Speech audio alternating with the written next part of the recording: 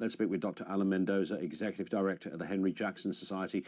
Always good to gauge your views on these things. Alan, good afternoon. I mean, that question we began with, is free speech really under threat in the UK? What do you say? Well, I think it is. I mean, I think we've seen evidence that it is. We've seen the crackdown on what people say. We have seen the chilling effect that certain statements from the government have on people. We see things like potential Islamophobia definition coming down the line. I think all these are greatly concerning to a country which always has had a wonderful tradition of free speech, and of course what that stands for. So yes, I think we are all rather worried.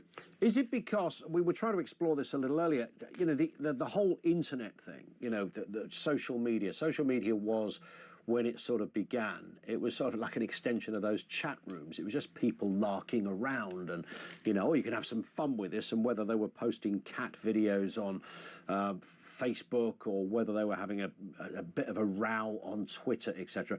Now it's become almost a parallel universe. So its status has grown. It's entrenched in the public conversation. It's cited in Parliament. It's quoted in newspapers. It forms debates on radio shows.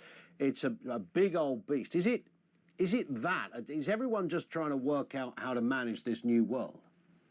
Yeah, I think you've kind of highlighted a big part of it, because there are now opportunities, so many more opportunities of free speech, as it were, given to what was happening, say, 20 years ago, where if you wanted free speech, you go to Speaker's Corner, maybe you'd go to a room upstairs in a pub and expand your views, but not much came of it. But now everyone's got the ability to stand on a soapbox every minute of every day, and so there is, of course, this idea: well, how do we deal with that, and how do we resolve it? But there are ways to resolve it, aren't there? There are ways to look at this. And obviously, when you have illegal speech, actually, things that incite violence or are racist, that's one thing. Yeah. But everything else, I mean, we ought to be far more sensible about allowing people the leniency to say what's on their mind, as long as it doesn't cross into those areas. Well, do you remember I was just going to, sorry to talk across you, Alan, but I was just about to say the story of the former police officer whose home was raided a month or so ago by the force he used to work for, ironically. Now, that's because somebody misread, by the way, what he said online. Not that it would have warranted that response, even if he had said it online, frankly. The bit on that I think nobody can work out, that just that one particular example, which I found almost haunting, laid in bed thinking about this. Not only, had a copper knocked on his door and said, mate, somebody complained about a tweet, and, any idea what it really meant? That, to me, would have been horrendous. But the fact is, not only did an officer show up, but about 10 of them showed up. They also had a warrant to search his house. I mean, it doesn't get any more disturbing than that. No, and of course it's particularly disturbing that this is occurring at a time of high crime in other more traditional criminal areas where crimes aren't being sought, and you don't see 10 police turning up if your home gets burgled or your car gets stolen or things like that happening.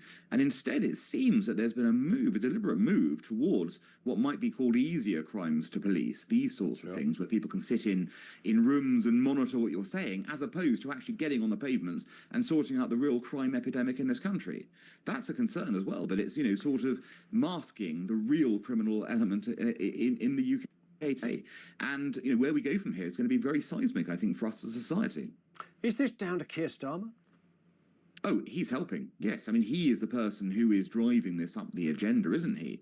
I mean, it's fascinating. If you look back at the Southport cases now, the government should be really embarrassed about its perspective there. Firstly, it refused to reveal details of the criminal concerned, allowing a vacuum for disinformation to happen. And of course, that's now been changed. They're now saying, finally, a year later, actually, it might be quite important to reveal some background information to stop this sort of thing. And then, of course, they deliberately cracked down on anyone who wanted to talk about it.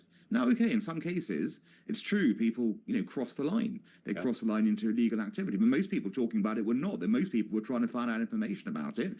And the government itself had contributed to the problem. And the government's repeated focus on the idea that offending someone, it falls into the realm where they could be investigated, takes you into very dangerous territory. And Ian, you'll know with this Islamophobia definition, this could be the crowning achievement of this government when it comes to killing free speech. And my sense, when we take people like Angela Rayner and Starmer, it's in their DNA to quite like all of this, isn't it? I mean, politically, this is right up their street. They love the idea of defining Islamophobia, which is a completely invented term, as we all know. It's an anti-intellectual phrase that just gets thrown out there as a sort of a catch-all way of averting criticism of a religion or a faith, etc. But they like all of this, and they sense that most of the agitators on social media are right-wingers, and, you know, the Southport lot were all mad right-wingers, so therefore it sort of suits them. But it's interesting you say that, because, of course, as the US has pointed out, a lot of the agitation online is actually left-wing, hard left-wing in approach. 100%. And it's the two-tier aspect of this that worries people as well. It's that if you say one thing, say, about migrant crime, you can be arrested. But if you call for the death of Jews in the UK, nothing happens to you.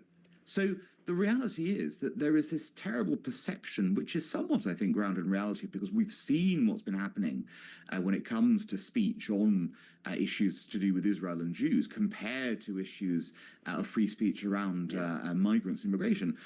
And you can see that there's a problem there as well. So it suits a political objective for a government that wants to shut down debate in certain areas, but is quite happy for it to continue in others. And that is a great concern as well, because that is not how justice gets served, and that is also not how people in this country feel that fairness and equity is occurring. Indeed.